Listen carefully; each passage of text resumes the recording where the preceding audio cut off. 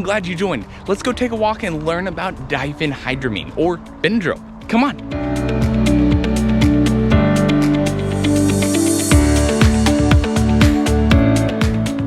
Hello and welcome back to White Line Medicine. Thank you so much for joining me again on this series that I'm doing on allergic reactions and anaphylaxis. If you've been keeping up with us, you'll know that we just finished up the pathophysiology portion and we just started talking about medications, the first of which was epi. Now we're moving on to the other medications and treatments of both allergic reactions and anaphylaxis. This medication is pretty common, most people know of it, and it's called diphenhydramine or Benadryl. Just like we did before we dive into how the medication works, let's first try to understand a little bit more about the medication itself.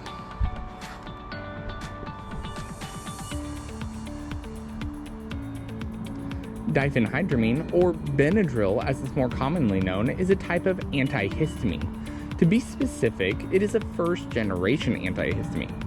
That means that it's one of only several different types of antihistamines that can actually cross over the blood-brain barrier. Benadryl is also what's called an anticholinergic. Now, we're not going to go too in-depth into that on this video, but we'll come back to that in the future. At home, you might be used to seeing the Benadryl in those small little pink tablets that are 25 milligrams apiece. In the ambulance or in the ER where it's given IV, it's found in a higher concentration of 50 milligrams and within a 1 milliliter vial. Now, Benadryl is given in both allergic reactions and anaphylaxis. Typical dosing is either 25 or 50 milligrams for an adult, or 1 to 2 milligrams per kilogram up to a typical max dose of 50 milligrams for a pediatric. Benadryl can either be given IV or IM in both pediatric and adult patients. As always, make sure you're referring to your local protocols and guidelines though before you give this to a patient. Once Benadryl is administered, peak effects are typically noted within 20 to 30 minutes and typically last for about 4 to 6 hours. Now remember that even though the peak effects are 30 minutes from the initial administration, it does start working immediately upon injection. It's also important to make sure that when we're administering Benadryl via IV push, it should be delivered slowly over the course of at least 1 minute preferably. This is because Benadryl, when pushed IV, it quickly can cause anticholinergic effects. In this case, side effects such as hallucinations, feeling of dysphoria, and more. Alright, so from here, let's dive into how Benadryl works as a medication. As you might remember, there are 4 different types of histamine receptors, H1 through H4.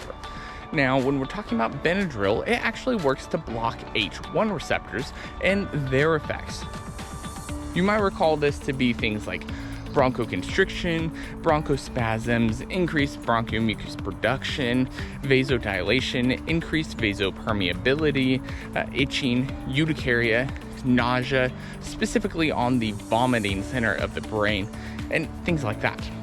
Remember that nausea comes from 2 different sources with histamine, and that's caused by the activation of the vomiting center in the brain and also by increasing GI motility and so forth in the GI. But those are primarily H2 receptors, and we're going to come back to what medication works on those. By doing all this, Benadryl is working to help restore our blood pressure, oxygen, and stabilize vital signs as a whole.